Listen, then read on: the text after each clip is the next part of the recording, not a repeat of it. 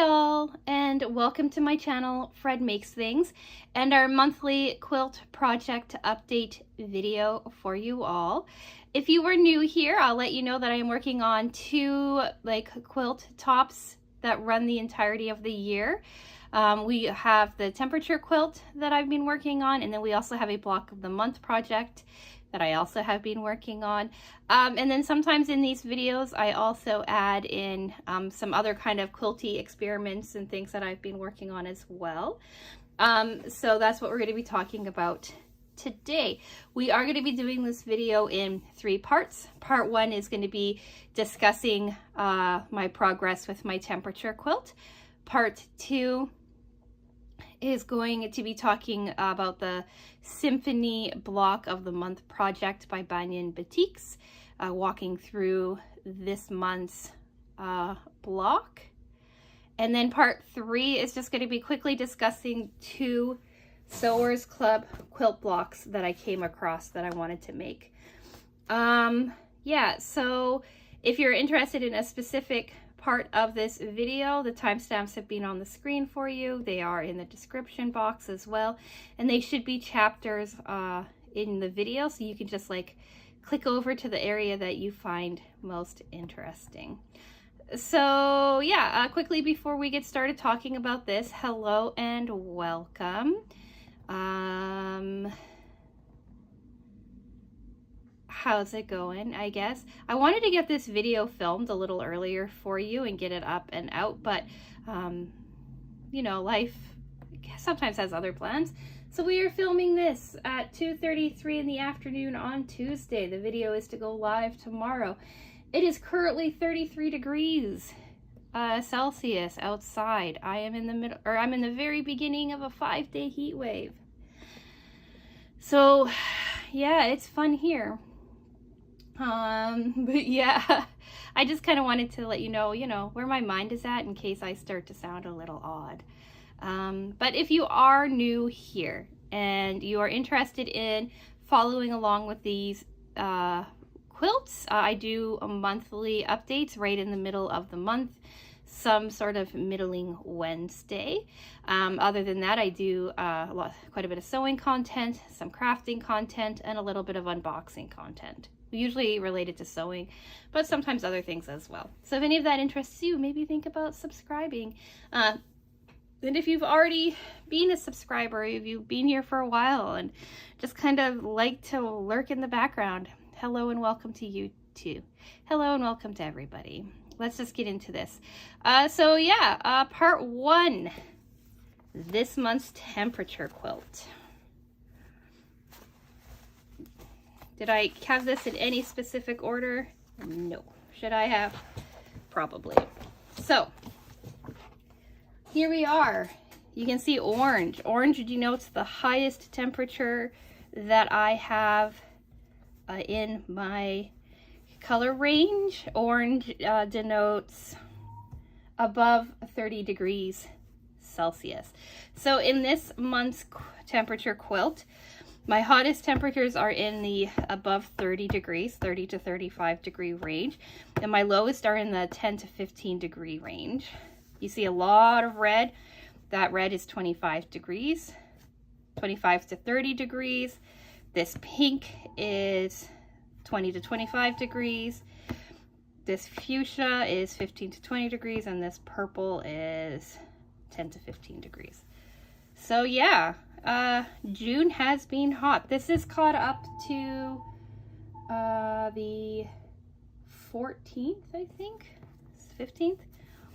1, 2, 3, 4, 5, 6, 7, 8, 9, 10, 11, 12, 13, 14, 15, 16. We're caught up to the 16th, and this is how it's looking.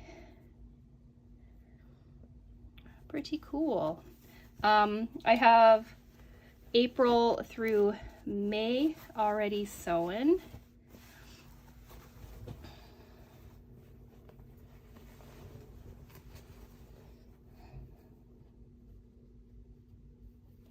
And we're going to look at the end of the month rather than the beginning of the month. So you can see January was cold. right? February, we started to get a little bit warmer. March was still pretty cold. And then by the end of April, we're already getting into the plus 25-degree range. And then look at May already, even a 30-degree one in May. Like, look how cool that is. Here it is laid out on my kitchen floor for you to see it in all of its glory. In last month's quilt update video, I said I wasn't sure if I was liking it. Still not sure, but I am, like, having 5 months attached to each other kind of really helps give you like an idea on how this quilt is going to lay out. I need to do so much thread trimming, it's crazy. But I think it's really starting to look pretty cool. It's lining up really well. I have to go back and redo January. I don't like how fussy January is. And by that I mean like there's some puckers and stuff like that that I want to go back in and take care of. But yeah, I think it's looking pretty cool. If this is a pattern that you are interested in, it is a free pattern made available by the Canuck Quilter. Description or pattern is, or I think a link to her blog is in the description box, and you can access her pattern that way. So yeah, that's this month's temperature quilt. It's trucking along pretty nicely, I would say. Like, I love the colors, right? I picked the colors. They're the same colors as last year's temperature quilt. But I do like how the gray kind of sets everything off. So yeah, that is that. Now let's talk the Symphony Block of the month. I am doing the neutral colorway because I'm naturally drawn to bright and vibrant colors, but I tend to keep my house pretty neutral in its coloring. And since I'm doing like a jewel tone temperature quilt, I wanted to do something like more neutral to kind of contrast that as this month's block. This month's block was pretty easy and straightforward. We were making flying geese. Block 6, it says double flying geese, but man, did I make a lot of flying geese. I had to make 5 units of these kind of, well, they're double flying geese, right? Like single units, we'd say, or I'm calling them single blocks. And then we also got into making our border blocks, right? Because the quilt, right, has flying geese border. And so for that, we had to make, I'm not sure. Actually, I do. It's 2 of each block. So it's 1, 2, 3, 4, 5, 6, 7, 8, 9, 10. So I had to make 20 flying geese blocks, but in each of those blocks, there's 2 components. Sometimes they're double geese and sometimes they're a single goose. So 1, 2, 3, 4, 5. So 6 times 2 is 12. So I had to make 24 regular flying geese, and then I had to make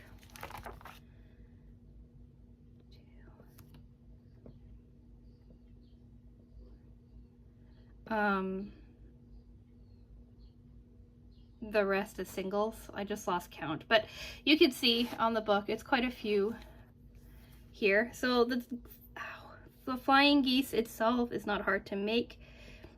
Here is I believe a photo of me making the flying geese.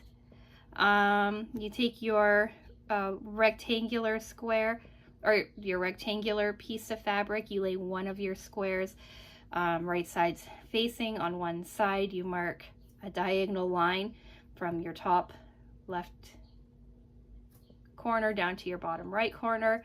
You sew it, you trim it, you open it, you press it, and then you do the exact same thing to the other side, going from your top right down to your bottom left. on a diagonal, sew it, trim it, open it, and then you end up getting like a 1/4 inch seam allowance on the bottom so that you can then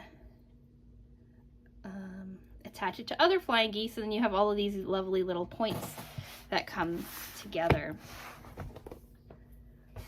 And so what did we make with those? We made border geese and a couple of other components. So we have them kind of going in a gradient of color. So we've got like this one, repeated. Oh man.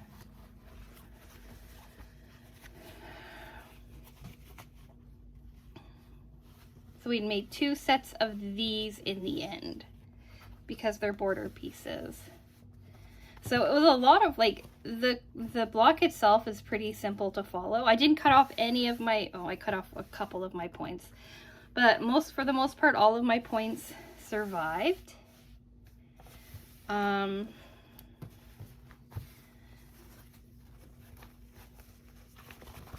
So like, the flying geese isn't like the hard part, right? None of it was hard. It was just time consuming.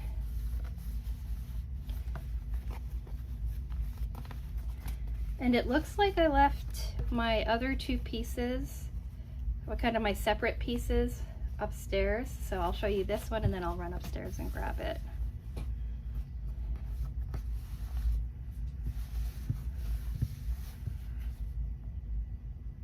So here is a photo of them all laid out, again, probably on my kitchen floor, so you can kind of see how they all look together.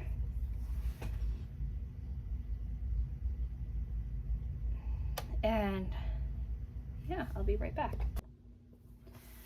All right, so here we are, the other 5. They're pretty simple and straightforward. There's 2 different blocks. There's this one here with the swirly gray, and this one here with what I think of as like a leopardy kind of gray. 3 of one, 2 of the other. They will be built into the rest of the quilt. And then, like I said, we've got our border blocks. So, difficulty level was pretty easy on this month. It was just a lot of cutting and sewing.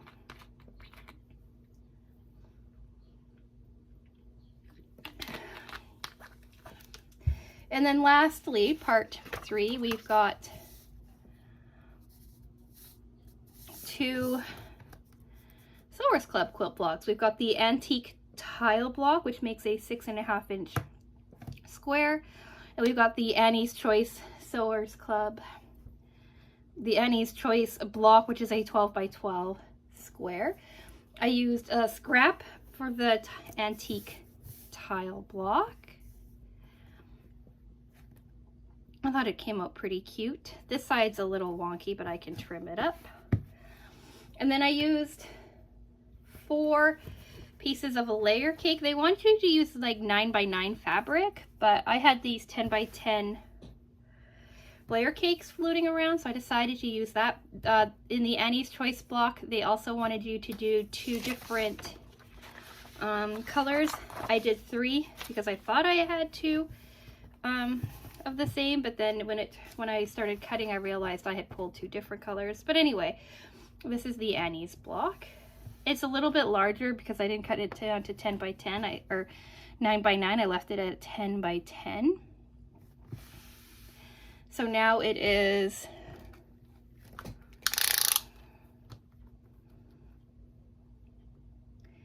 14.5 inch square rather than a 10 inch square or 12 inch square. And what I was thinking is this might make like a really cool like box bag or something if I sewed it together, but I don't know. That's this dude here. Here's a photo of it all laid out so you can see it in its entirety. It's not perfect, but it looks really cool. So yeah, these are the rest of the other 2 blocks of Sewers Club has. So how many blocks does that make us now for Sewers Club? I think 6. I've got the Ohio Star, the Disappearing 4-patch, the Shroon Dash, Jacob's Ladder, Antique Tile, and then the Annie's Choice. So we're up to 6 Sewers Club blocks that they provide for you for free in their blog area of their website. So if you're interested in that, I will have that linked in the description box below as well. So I kind of like these like individual blocks, right, to kind of help me work on piecing and everything, because I'm very new to sewing, or new to quilting, and piecing is extremely important when it comes to quilting. So it's kind of cool to be able to have things to practice on. So yeah, that is this month's quilt update. I don't know if you saw or heard about my updates from the community. Right, I have my cousin who does these, or is working on a temperature quilt. She's coming. She'll be here on Friday from Canada. But and my mother-in-law is also making a Sewers, or a temperature quilt. But I didn't want to have to worry about a whole lot of inserts or editing or anything, because I have to film and edit next week's sewing videos too. So there is no updates from the community. Your next photo of my mother-in-law's quilt progress will be next month instead. So we are done. What do you think? How are you liking them progressing? Are you working on your own long-term project? And like, how close are you getting? How are you feeling about it? I'd like to hear all of that down in the description box. Like the video if you've made it to the end. I'm so hot and sweaty and gross. Like, searching for these quilt blocks means I might end up taking a cooling off shower in the middle of the day. We'll see. But yeah, if this video seems kind of off or whatever, you know, just think it's super hot and I don't have air conditioning in my house. My downstairs cat is calling me. So yeah, let me know what you think down in the comment section. Like the video if you've liked it. Subscribe if you want to see what's coming up. This Friday is our very first Moonlit Mountains cross stitch continuation. So that is edited and ready to go. Monday is So What project review. That is made. I just need to film it. Wednesday is Sewers Club project review. That is also made. Just need to film that video as well. Friday is continuing our cross stitch project. And then the following Monday is I Am Uncertain. My cousin leaves on Sunday and I don't have a video going up for Monday yet. But I'm sure I will figure that out in the next week or so. So yeah, if any of that interests you, maybe think about subscribing. And I'm going to go. I'm going to guzzle a whole bunch of water and try to cool off. So with all of that being said, I'm going to say thank you so much for watching. And I will talk with you again soon. Bye!